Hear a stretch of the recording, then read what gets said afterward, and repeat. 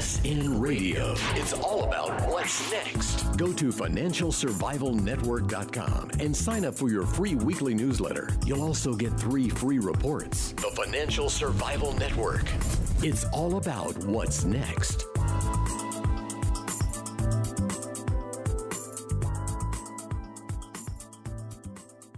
This is Kerry Lutz, and it's time for another Triple Lutz Report. This is episode 347. The date is tax day, April 15th. And hey, so much going on, but there's always a lot going on. I mean, well, I want to talk about the Bundy Ranch standoff.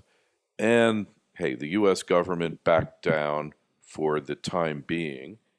Who knows what's going to happen with this thing? The governor of Nevada was sympathetic to Bundy. Interestingly enough, Brian Sandoval, he was a federal judge. So you would think a former federal judge would come down on the side of a federal court order, but no, he didn't.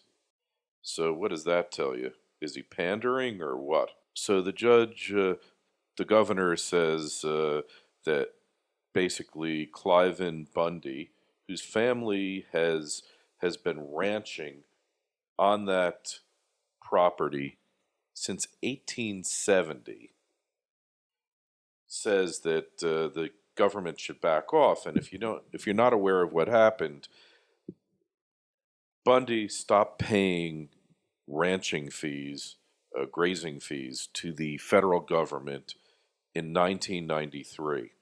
And the way it works is that the federal government owns 84% of the state of Nevada. And obviously the state of Nevada is none too happy about it. They've been bitching about that for many, many years. They want their state back. And what does the federal government do with the state of Nevada that they own? They do things like they set off nuclear weapons. They have Air Force bases there, like Area 51. They house aliens there. Who the heck knows what they're doing there? Nellis Air Force Base, which takes up like a third of the state.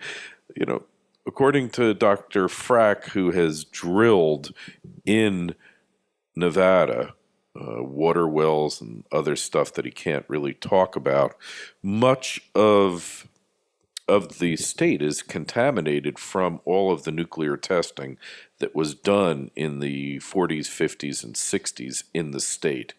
But the point is that they're supposedly, in 1993, they want Cliven Bundy to start paying him a ridiculous amount of money because the wild tortoise is endangered, and the family ranch is right on the endangered species.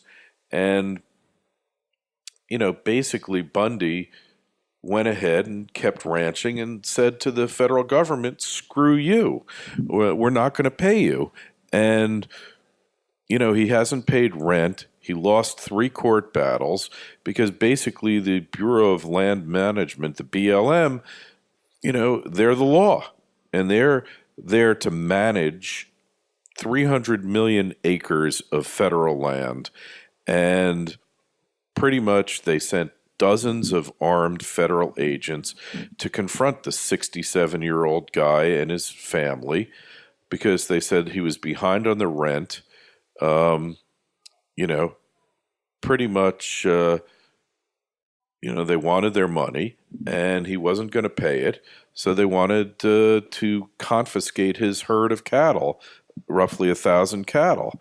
And what happened was that people from militias, citizens from all over the country converged, many of them armed, and they were ready to have it out with the federal government. This was the Howard Beale moment, that guy from Network, from network news. If you remember that that movie from the 80s where he opened up his window and he screamed out and said, "I'm mad as hell and I'm not going to take it anymore." Actually, he was on the news and he said, "If you're mad as hell and you're not going to take it anymore, open up your window and scream out there." And you had thousands of people in New York City saying, "I'm mad as hell and I'm not going to take it anymore." And this was the Howard Beale moment. And what happened? The government backed off because the federal government is, look, if there's one of you and you're waving a gun around and saying, "I'm mad as hell and I'm not going to take it anymore," they're going to blow you away. But if there's hundreds or thousands of you out there, whether you have guns or not, it's better that you don't have guns. I mean, we're not advocating armed resistance to the federal government because eventually they will send in enough people and they'll kill you. But it's an election year. So they're not going to send in the troops to kill hundreds of armed citizens during an election year. So be grateful that it's an election year and they don't want to look bad. But basically they backed off and they said, "No, keep your cattle. We'll come back with more court orders." And, it's a bit of a victory, although we'll see if it's a Pyrrhic victory. Your heart's got to go out to this guy because there shouldn't be a BLM. Give the damn property back to the states. The federal government owns huge swaths of these western states, Arizona, Utah, all these states out there. It owns big chunks of them. Idaho. I mean, there's just no call for the federal government owning these states. They do a lousy job of managing these states, of managing these properties. Absentee landlords are the worst. And when it comes to the federal government, they are the worst absentee landlord. And then you got the dirty Harry Reid angle here.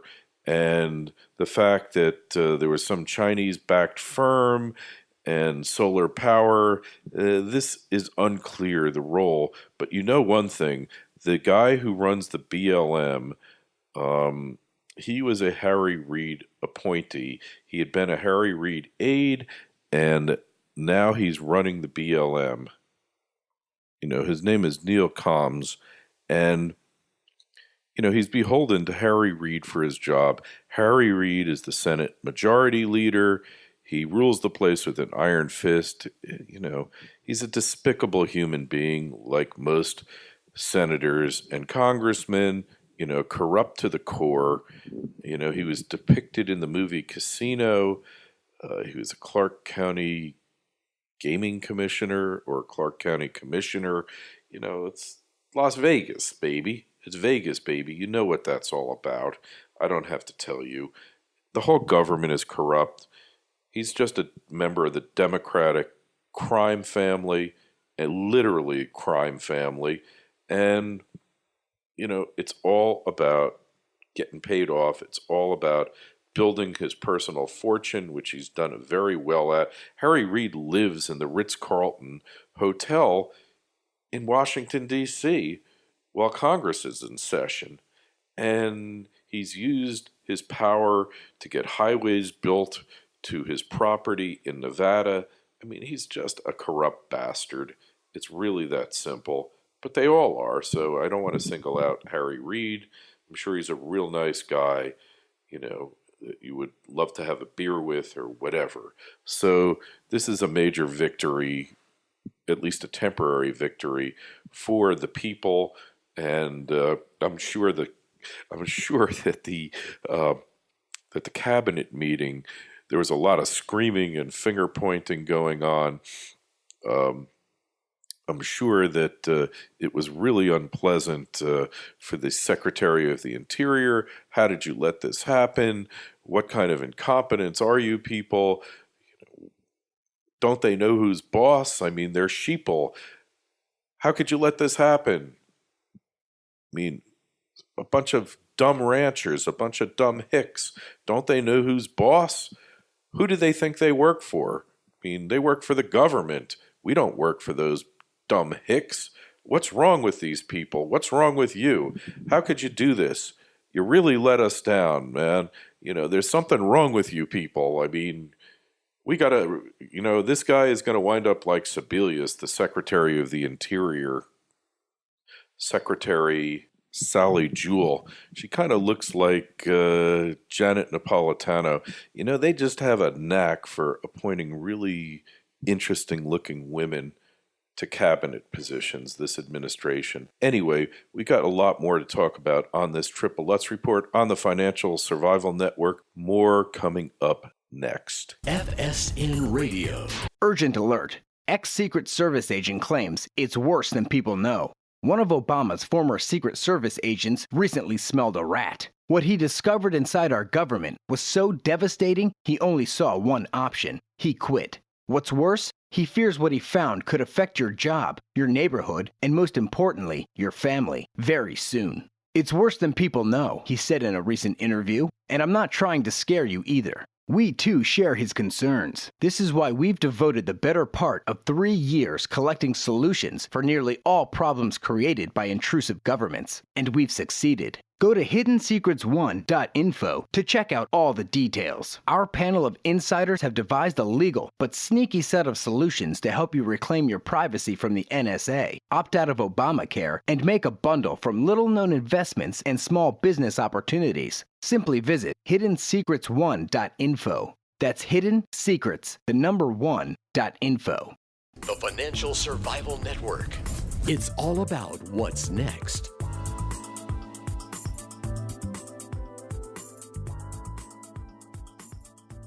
And we are back. And remember, we talked a couple of weeks ago about this city in Florida that basically its only reason for existing was that it was a speed trap, and they were making $1 million a year nailing hapless motorists. It's called Hampton, Florida, and it's a tiny little Florida city that received, national notoriety.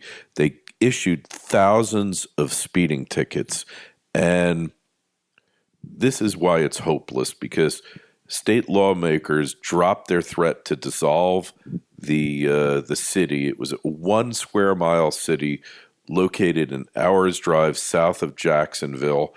Auditors had reported that the small cadre of officials in the city of about 500 residents mismanaged the city's bank accounts, credit cards, and collections. The city had 3 full-time employees, a clerk, police chief, and water manager, and the city officials discovered an intriguing revenue stream shortly after annexing a quarter-mile stretch of U.S. Highway 301 20 years ago. And, the square-shaped city turned into a comical fly swatter, because once they annexed this little stretch of highway, literally the city was shaped like a fly swatter. And, they realized they could capitalize on drivers making the trek in and out of Jacksonville, and the city slowly grew a volunteer police force and caught motorists in its new speed trap.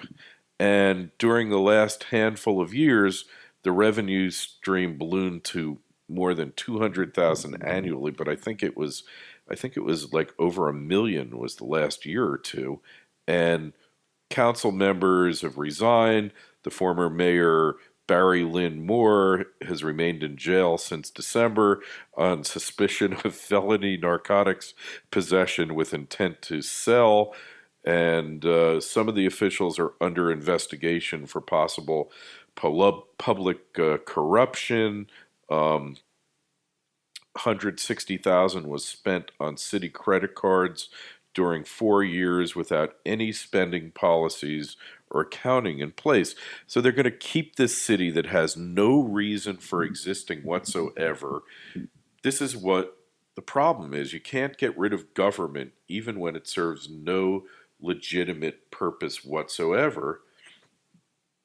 And what it said here is that two lawmakers in attendance promptly dropped their dissolution bid. It's clear that city residents have made significant progress over the last month, State Senator Rob Bradley told the Los Angeles Times in an interview. An election will be held September 9th to bring in new leaders. They will be tasked with, among other items, balancing the budget and ensuring the city's water system is properly maintained. They should just dissolve this place.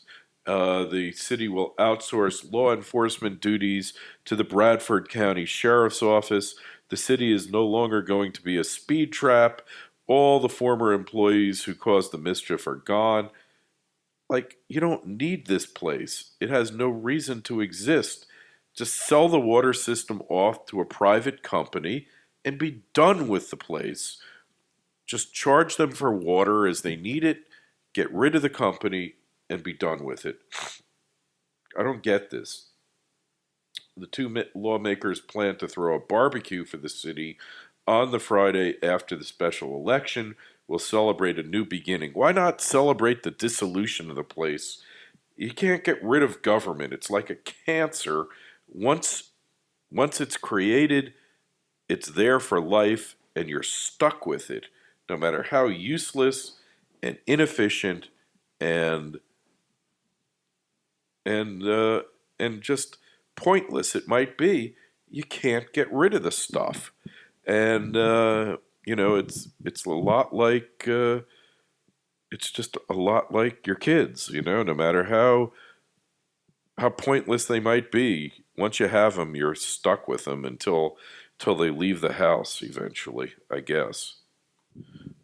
So you know that we can never talk too much about Obamacare because it's talking about government that needs to go away. Here's a great article in City Journal. Find it city-journal.org. It's part of the Manhattan Institute in New York, which, they're kind of dedicated to making government work better, but they're really in favor of outsourcing minimalistic government, giving you the best possible government you can. It's by Joel Zinberg, entitled "The Doctor Won't See You Now. Millions may get insured through Obamacare, but that doesn't mean they'll be able to see a physician." And it's just great because it says proponents of the Affordable Care Act, ACA, insist that the law will extend health insurance to millions, expand access to health care, and improve Americans' overall health. But as the New York Times recently reported, at least 20% of the new enrollees have not paid their premiums, which is a shock. They therefore do not really have health insurance, which means that 7.5 million number, knock off 1.5 million, it's 6 million. But even for those enrollees paying the premiums, having health insurance is not the same thing as getting good health care. We've told you about that before, or any health care, in fact, because it doesn't matter how many Americans obtain insurance under ACA. Most will have difficulty finding a physician, and many Americans could lose their employer-provided insurance if firms decide that paying the penalty, which we talked about, and maybe giving small raises to their employees is cheaper than offering health insurance as a benefit, which we also talked about. You know that you're better off paying the penalty than bothering with the hassle. It takes so much time as an employer to go looking for plans and then explaining them to your employees. A lot of companies have departments just doing this. When you get big enough, when you got like hundreds of employees, you have departments, HR departments, to explain benefits and all that. Just give them the money and say, go get your own insurance. And the newly uninsured workers will either have to enroll in Medicaid if their income is low enough, or purchase a plan on one of the state or federal health insurance exchanges. And you know how much fun that's going to be. So this thing keeps getting worse and worse and worse, and it's making the situation worse and worse and worse. But we told you this was going to happen. a long, long time ago, and everything we told you is coming true because this is the government that you're dealing with, and this is the way the government works. They don't cure problems, they make problems worse. And unfortunately, the American public has to learn this the hard way. And like I told you, the story, my friend is an internist at a very prominent Palm Beach County practice, and they're not accepting Obamacare health insurance. You either have to have private health insurance or Medicare or even the new Medicaid insurance, which pays 150% of what Medicare does. And they're turning patients away who had been patients of theirs for many years if they signed up for the new Obamacare coverage. I should say Obamacare coverage, but they're calling it Obamacare. And it's really sad to see people getting turned away, whereas people who are covered now under Medicaid, in Florida, Medicaid has turned into effectively private insurance, which pays more than Medicare, if you can believe it. It's insane. It's just a crazy, crazy world. And we're all paying for this. Really, really sad and unnecessary. Just get the government out of it. There is no other way here. Hey, and about taxes, IBD Investors Business Daily poll says that just 39% of Americans think that the income tax system is fair. 60% of Californians think that they are paying too much in taxes. Who would ever believe that? And those numbers are even worse. I mean, obviously the people who are getting benefits think that the system is very fair and want to see it go up. But 46% of those making less than $30,000 a year believe low-income Americans pay too big a share. More than half of those making $30,000 to $75,000 say middle income families pay too big a share.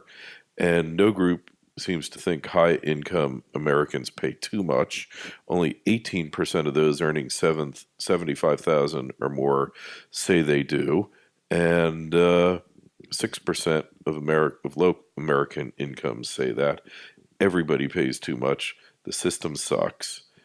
Everybody is paying too much and paying way too much. We need to get rid of this system. We need to get rid of the welfare warfare state, make our military truly defensive, get out of all of these places around the world that don't want us there anyway. We've screwed it up. And let's go back to just making stuff in this country again. Hey, you're going to buy gold, Owings, metals. Don't forget, they're great people. Tell them Kerry sent you. Buy gold, buy silver. You need to get back to sound money. It's been another Triple Lutz report. Kerry Lutz signing off. FSN Radio. It's all about what's next. Go to financialsurvivalnetwork.com and sign up for your free weekly newsletter. You'll also get 3 free reports. The Financial Survival Network. It's all about what's next.